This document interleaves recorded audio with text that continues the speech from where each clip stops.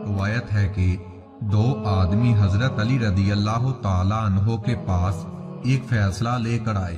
وہ دونوں آدمی ایک کنیز کے برابر مالک تھے۔ ان دو آدمیوں نے حرمت کے باوجود جہالت کی وجہ سے کنیز سے ہم بستری کی اور یہ کنیز ان دو آدمیوں سے حاملہ ہو گئی۔ واضح حمل کے بعد بچہ پیدا ہوا۔ ان دو آدمیوں میں سے ہر ایک بچے کو اپنی طرف نسبت دیتا تھا، یعنی کہ وہ کہتا کہ میرا بچہ ہے اور دوسرا کہتا کہ میرا بچہ ہے۔ آخر کار یہ جھگڑا حضرت علی رضی اللہ تعالی عنہ کے سامنے پیش کیا گیا۔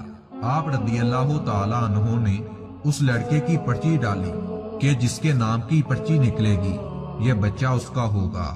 جب پرچی پر نام لکھ کر ڈالا گیا تو ان میں سے ایک شخص کا نام نکلا۔ حضرت علی رضی اللہ تعالی عنہ نے اس لڑکے کو جس کا نام پرچی میں نکلا تھا اس کے سالک کر دیا، اور جس شخص کو لڑکا دیا گیا تھا اسے حکم دیا گیا کہ آدھی قیمت اپنے دوسرے حصے دار کو دے۔ قیمت ادا کرنے کا طریقہ اس طرح ہے، اگر وہ لڑکا غلام ہوتا تو وہ کچھ قیمت رکھتا، کیونکہ اب یہ آزاد ہے، لہذا اسی طرح اس کی قیمت لگائی جائے، اور جو بھی قیمت بنے گی اس کی آدھی قیمت وہ اپنے ساتھ والے آدمی کو دے۔ آپ رضی اللہ تعالی عنہ نے فرمایا، اگر میں جانتا کہ تم نے اتمام حجت کے بعد اس پر عمل کیا، یعنی حرمت کا عمل رکھتے ہوئے جان بوجھ کر اس پر عمل کیا ہے، تو میں تمہاری سزا میں سختی کرتا۔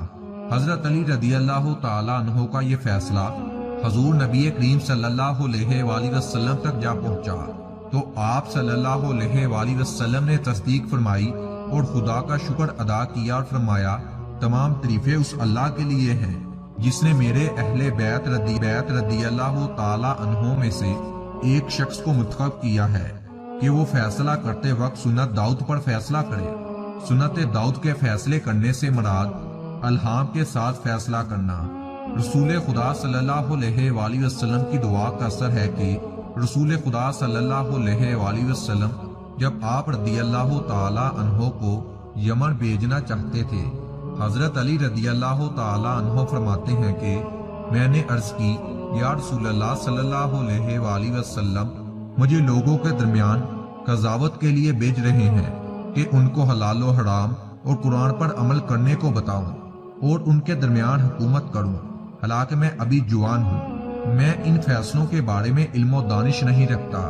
رسول اللہ صلی اللہ علیہ وآلہ وسلم نے فرمایا، اے علی میرے نزدیک آؤ۔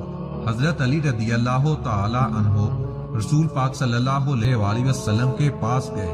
حضور صلی اللہ علیہ وآلہ وسلم نے حضرت علی رضی اللہ تعالی عنہ کو اپنے سینے سے لگایا۔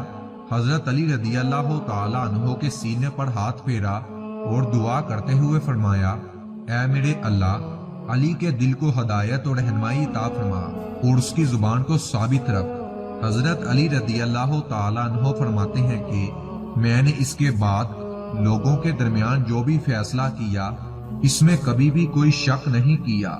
بے شک حضرت علی رضی اللہ تعالی عنہ جو فیصلہ کرتے ہیں وہ ہمیشہ صحیح ہوتا ہے۔